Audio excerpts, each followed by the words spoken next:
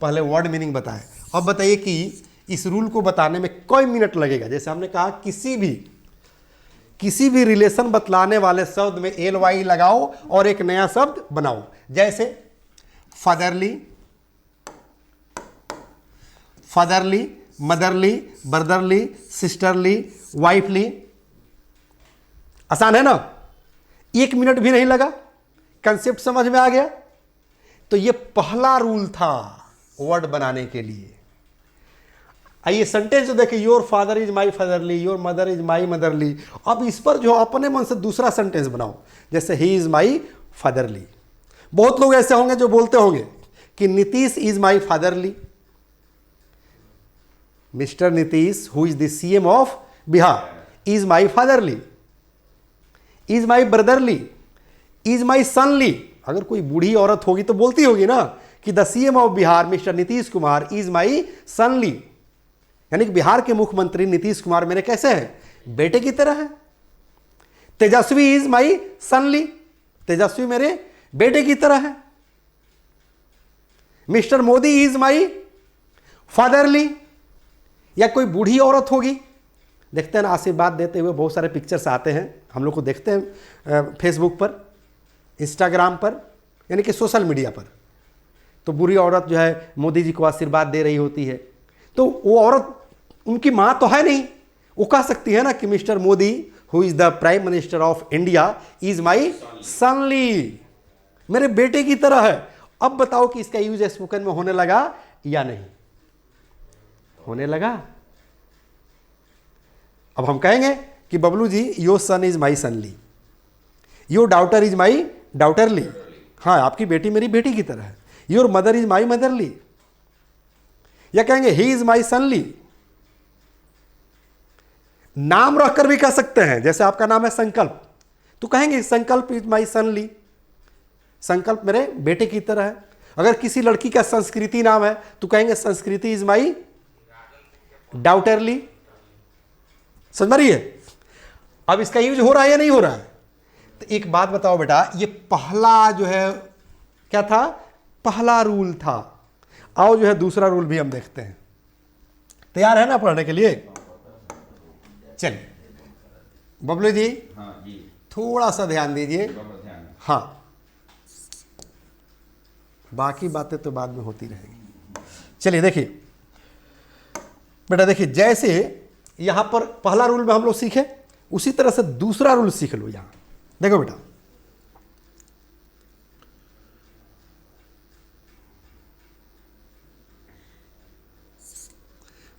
Verb का चौथा form आप प्लस मशीन। कंसेप्ट समझ लेना है बेटा, ताकि जो है किसी तरह का कोई दिक्कत ना हो। ये दूसरा रूल नंबर है। बबलू जी आप भी ध्यान दीजिएगा। V4 का मतलब क्या होता है पहले बताओ। V4 माने वर्ब का चौथा फॉर्म। तो वर्ब के चौथा फॉर्म में क्या होता है मालूम है? वर्ब में ING लगाते हैं। जैसे राइट से राइटिंग, रीड से रीडिंग, गो से गोइंग, ईट से ईटिंग, एब्यूज से एब्यूजिंग, बीट से बीटिंग। यानी कि वर्ब में जब हम ING लगाते हैं उसी को कहते हैं V4। अब मशीन, यहां एक वर्ड हमने यूज किया, ध्यान देना बेटा। मशीन मतलब, मशीन माने मशीन, राइट। मशीन इसलिए चूंकि इंसान के तुलना में मशीन ज्यादा काम करता है। चूंकि इंसान थक सकता है, मशीन नहीं थकता है। सही है गलत? गाड़ी में पेट्रोल डाल दीजिए, इंजन सही हो तो आप दिल्ली तक एक बार कार चालक करके लेकर जा सकते हैं ना। एक बार कार स्टार्ट कर दीजिए और दिल्ली चले जाइए, मुंबई चले जाइए, नहीं बंद कीजिए, आराम से चलाते रहिए। उसमें डीजल पेट्रोल रहना चाहिए, मोबिल रहना चाहिए, सही ना? वो थकेगा। ये पंखा जो है चलते रहता है 24 आवर्स, थकता है? नहीं थकता है। लेकिन आपको और हमको वर्क दे दिया जाए तो एक समय आएगा, 1 घंटा 2 घंटा 4 घंटा 5 घंटा, कि हम थक जाएंगे, रुक जाएंगे। इसलिए यहां वर्ड यूज हुआ है मशीन। समझ में आ रही है? अब इसका मतलब हुआ न थकने वाला काम, न थकने वाला काम। वर्ड बनाएंगे, कंसेप्ट क्लियर हो जाएगा। तो आइए वर्ड देखते हैं बेटा, है ना, रेडी। चलिए, जैसे आप बताओ बेटा, रीड माने क्या होता है? समझ लो, रीड जो है वर्ब हो गया, इसमें आईएनजी लगा दो, रीडिंग, ठीक है। और यहां पर लिख दो रीडिंग मशीन। अब देखो बेटा, रीडिंग मशीन का मतलब क्या होता है? पढ़ने वाला मशीन, राइट। अब इसको इंसान पर अप्लाई कर दो, जैसे कहेंगे यू आर रीडिंग मशीन, मतलब आप पढ़ने वाले मशीन है, मतलब इतना पढ़ते हैं, इतना पढ़ते हैं कि आप थकते नहीं हैं, क्योंकि आपके नाम के सामने क्या लग गया है? मशीन। जैसे संकल्प इज रीडिंग मशीन, समझ में आ रही है? जैसे मेरा नाम है संजीव, ठीक है ना। आइए एक वर्ब ले लो बेटा, समझ में आ जाएगा। जैसे टीच, टीच मतलब पढ़ाना, और इसमें आईएनजी जोड़ दो, जो रूल आपका कह रहा है, ठीक है ना। और उसके बाद इसमें जोड़ दो बेटा क्या चीज? मशीन, मतलब टीचिंग मशीन। अब इंसान के साथ इसको जोड़ दो, किसके साथ जोड़ दो? इंसान के साथ, कि टीचिंग मशीन। जैसे I am teaching machine, Sanjeev sir is a teaching machine, माने संजीव सर टीचिंग मशीन है, मतलब पढ़ाते रहते हैं, थकते नहीं हैं। जैसे मशीन नहीं थकता है, जो आपको हम समझा रहे थे, उसी तरह से संजीव सर थकते नहीं हैं। आप समझ रहे हैं? जैसे कहेंगे mister Bablu is working machine, मतलब बबलू जी है वर्किंग मशीन है, मतलब काम करते रहते हैं, करते रहते हैं, करते रहते हैं, थकते नहीं हैं। समझ में आ रही है? अब कहा जाए कि mister Modi is working machine, Modi क्या है? तो वर्किंग मशीन है, वर्क माने काम करना, तो वर्किंग कर दीजिए, वर्ब का चौथा फॉर्म कर दीजिए, तो mister Modi is working machine, मतलब मोदी जी काम करने वाला मशीन है। जिस तरह से मशीन नहीं थकता है, उसी तरह से मोदी जी नहीं थकते हैं। समझ में आ रही है? अब कहेंगे ना कि my mother is working machine, my father is working machine, mister Modi is working machine. अगर कोई लड़का हो दिनों रात गाली देता रहता हो, अब क्या कहेंगे बताओ? इसका आंसर जोड़ दो। Very good, good, very good, Bablu ji ताली हो जाती है, बहुत, क्या गजब दिमाग चला। एब्यूजिंग मशीन मतलब माने वो वैसा लड़का जो 24 आवर्स गाली देता हो, थकता ही नहीं हो। तो कोई ऐसा है आपके सर्किल में जो गाली देता हो, बकता हो? नहीं है, चलिए अच्छी बात है। लेकिन नाम रखकर तो बोल सकते हैं कि Rakesh is abusing machine, Munna is abusing machine, Aftab is abusing machine, Shaukat is abusing machine, बोल सकते हैं ना। अब बताओ कि वर्ड बन रहा है कि नहीं बन रहा है? ईटिंग मशीन, अब कोई इतना खाना खाता हो तो वो थकता ही नहीं हो, तो क्या कहेंगे? खूब खाता हो, जब खाना देखे तब लोड कर ले, अभी खाया है 10 मिनट के बाद फिर खाना देखे फिर लोड करेंगे, बाप रे बाप। हाँ, ईटिंग मशीन हो गया। देखो तो, eating machine, reading machine, writing machine, teaching machine, समझ में आ रही है? इंसल्टिंग मशीन, मान ली कोई घूम घूम कर लोगों की बेइज्जती करता रहता हो, तो क्या कहेंगे उसको? Insulting machine. मेरे ख्याल से सबको समझ में आ रहा होगा कि मेरा कंसेप्ट क्या है वर्ड सिखाने का।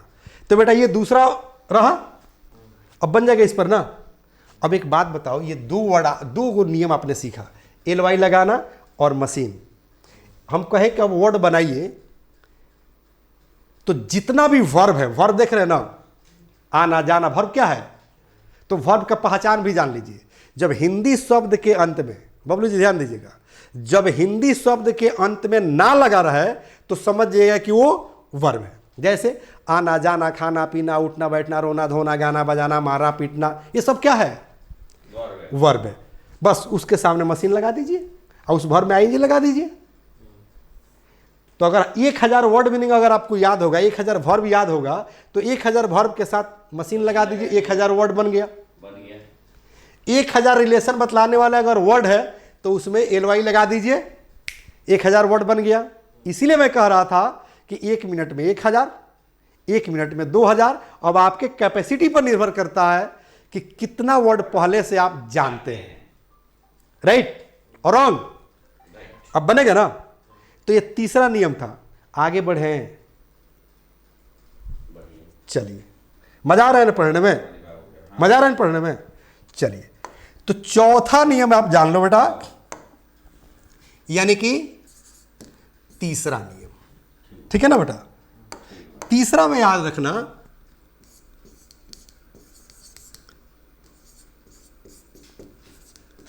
एडजेक्टिव। ठीक है ना बेटा? क्या चीज? एडजेक्टिव। और इसमें आपको जोड़ देना है 1। ध्यान दीजिए, आप लोग भी विशेष ध्यान दीजिए। आज वर्ड का प्रॉब्लम हमको खत्म ही कर देना है। ठीक है बबलू जी? ध्यान दीजिए। एडजेक्टिव तो आपको समझ में आता होगा बेटा, जो नाउन या प्रोनाउन के अच्छाई या बुराई को दर्शाता हो, बतलाता हो, उसे क्या कहते हैं? एडजेक्टिव कहते हैं। जो नाउन के अच्छाई और बुराई को दर्शाता हो, बतलाता हो, उसे क्या कहते हैं? एडजेक्टिव कहते हैं। और 1 तो आपको पता होगा पहले से, 1 माने होता है एक, मैथ वाली भाषा है।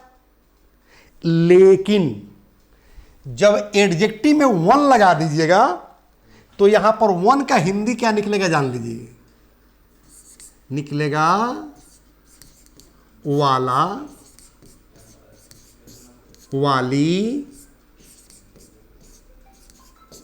वाले, के तरह, के जैसा, के समान, etc।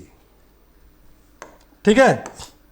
फिर से एक बार समझ लीजिए, जब एडजेक्टिव में आप 1 जोड़ दीजिएगा तो उसका हिंदी निकलेगा वाला, वाली, वाले, के तरह, के जैसा, के समान। ठीक है? जैसे, जैसे ध्यान दीजिए,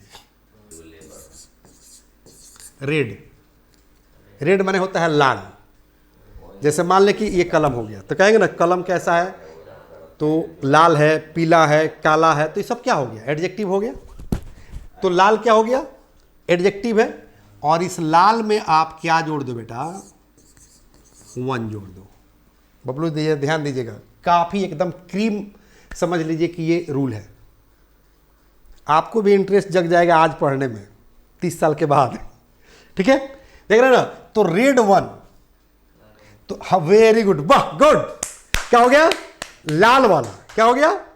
लाल वाला। क्या हो गया बेटा? हाँ, लाल वाला हुआ। अब यहीं पर अगर हम कह दें बेटा कि ब्लैक 1 मतलब काला वाला, और हम कह दें बेटा कि येलो 1, येलो 1 माने पीला वाला, और यही हम कह दे बेटा कि व्हाइट 1 मतलब सफेद वाला, उजला वाला, ग्रीन 1। समझ में रही है ना? जैसे अब थोड़ा सा दूसरे क्षेत्र में चलते हैं बेटा।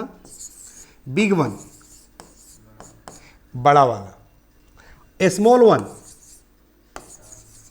स्मॉल 1 मतलब छोटा वाला। स्ट्रॉन्ग 1 भी हो जाएगा ना? हाँ बिल्कुल बिल्कुल। अब एक बात नहीं बेटा, न्यू 1,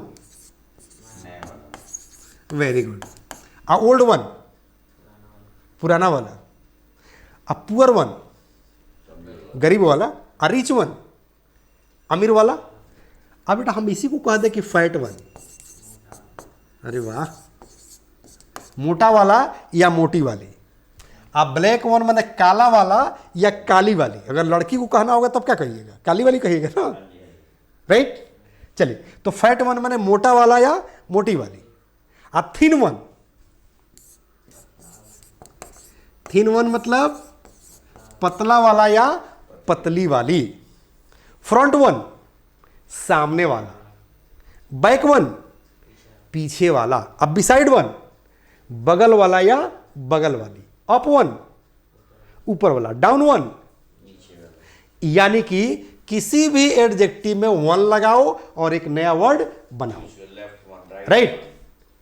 अब हम समझा रहे थे तब ना टाइम लग रहा था ना, तो 1 मिनट नहीं, ये अधिक से अधिक 30 मिनट का 30 सेकंड काफी है। अधिक से अधिक 30 सेकंड काफी है कि किसी भी एडजेक्टिव में वन लगाओ, उसका हिंदी निकलेगा वाला, वाली, वाले, के तरह, के जैसा, के समान। जैसे रेड वन लाल वाला, ब्लैक वन काला वाला या काली वाली, येलो वन। एडजेक्टिव का फॉर्म फिर समझाइए जरा शुरू वाला। एडजेक्टिव देखो बेटा, एडजेक्टिव किसे कहते हैं? जो नाउन के अच्छाई और बुराई को बतलाता है उसे हम एडजेक्टिव कहते हैं। और सिर्फ नाउन नहीं, नाउन और प्रोनाउन के। एडजेक्टिव किसे कहते हैं? जो नाउन या प्रोनाउन के अच्छाई या बुराई के बारे में बतलाता है उसे हम क्या कहते हैं?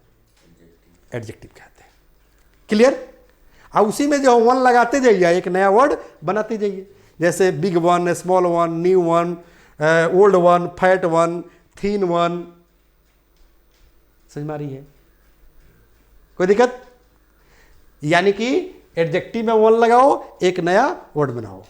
The first step towards achieving your dreams is having the right coach. Get the best education with English Plus by Sanjeev Sivaneev and make your spoken English dreams come true. Download the app now.